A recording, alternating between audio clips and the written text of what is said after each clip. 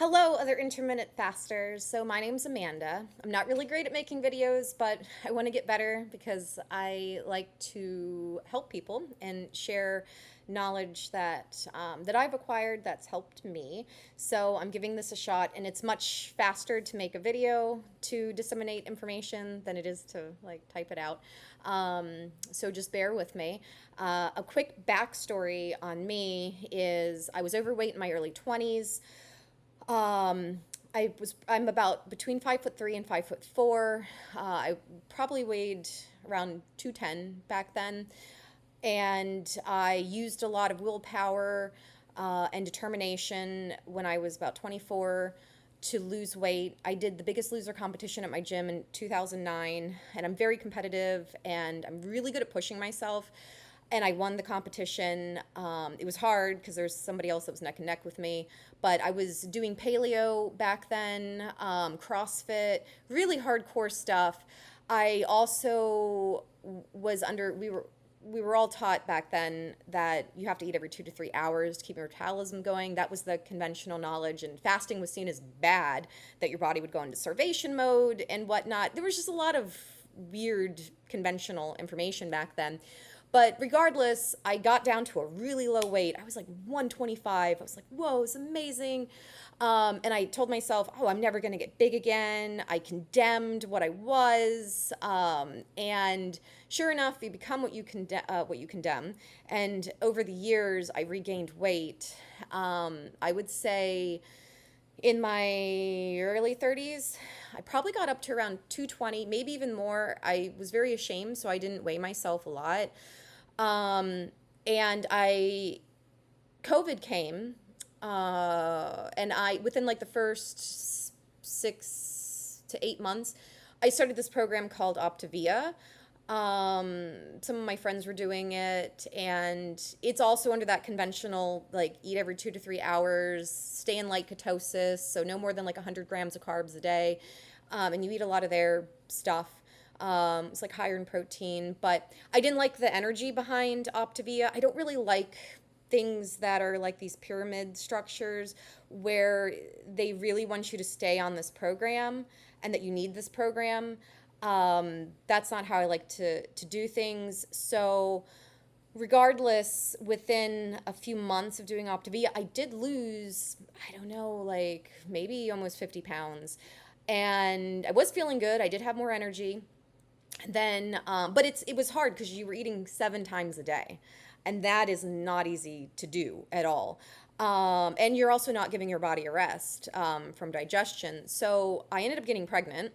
I didn't even know that I could have kids because I just never gotten pregnant before. But apparently, losing a lot of weight fast can increase fertility. So I had my son at 36, and then about no, not even that, maybe like 4 to 6 months after I had my child, I did gain weight during my pregnancy. I was even like borderline gestational diabetes because I was just eating whatever would make my stomach feel better. And prior to all of this, prior to doing Optavia, I did have pre-diabetes. So I wanted to do things on my own after I had my kid. And that's what's always felt right to me, that you can use programs, you can use different tools, but see them as tools. They're things to help you do what you can already do. I don't like being completely reliant on something external.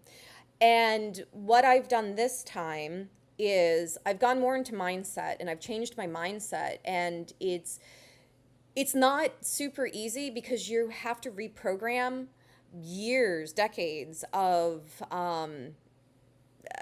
different programming that's telling you, no, you need to do this program, you need this. And a lot of these programs really want you to, really want you to stay on them. And I see, like, in this group, that a lot of people are very much like, you got to follow this, you can't do, it has to be clean, it can't be dirty, and all of these things, like, oh yes, 10 calories is going to break your fast.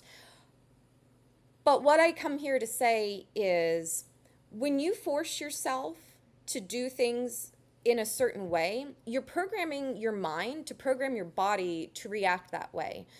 That's too much to get into, but it is true that thoughts do create reality.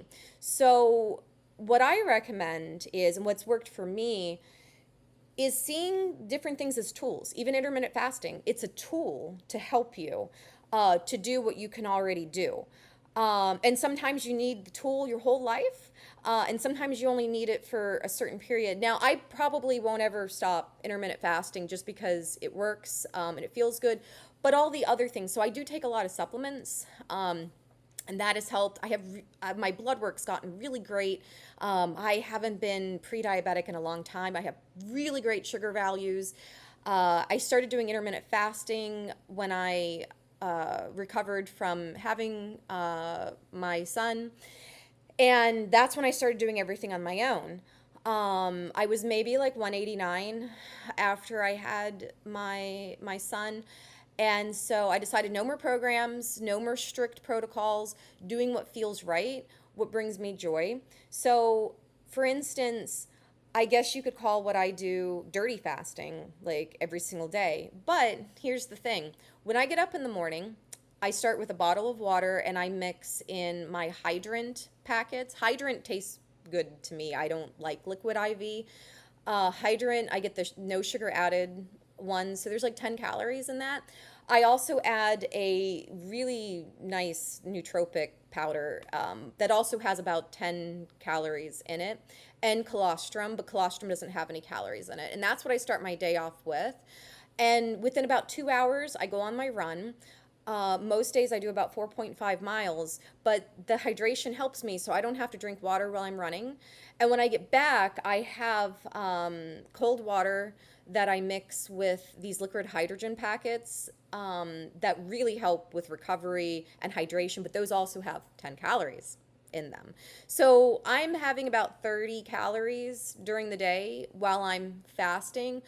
But here's the thing, I also take, and I highly recommend, fasting supplements. In the morning, I take Eno Fast, and I can write these out if you're interested in looking them up. I also take one called Mimio, like Mimio. It's like a higher end fasting supplement. It's supposed to give you like 5 days of fasting without fasting. I don't know if I believe all that. But I do know that this helps the mitochondria. This helps with aphagy. I also take spermidine. It's called like spermidine life or something. And I do that at the end of my eating window because that's when it's recommended because it puts you into aphagy much faster. And I think that's the biggest thing is finding things that work for you. And the supplements too help keep your body in a fasting state. So those can be wonderful tools to have. But just know that when you really force yourself to do things and you follow things as dogma, that takes a toll on you. That's using a lot of force, where I have found too, like with my running, the more I relax about it and the more I just put one foot in front of the other and do it, and I stop focusing on the, oh my God, I'm tired. Oh my God, can I do this? And instead, I just focus on positive things, like things that I want to think about, and not about like, oh my God, how much longer do I have to go? It's so much easier. So, like in terms of fasting, if you're focusing on, oh my gosh, what is this going to do to me? If I have these couple calories, this is going to break my fast.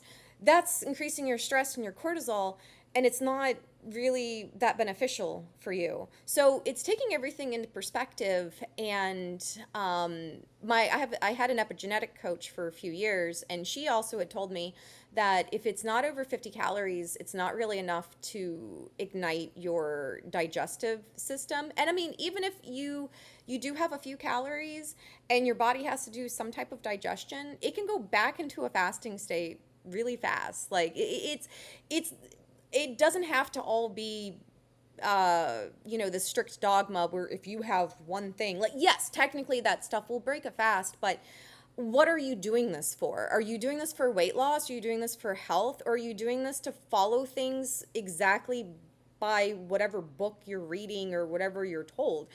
But this is how I've been able to maintain it. Like, I've been doing the intermittent fasting since probably since late 2020. 21.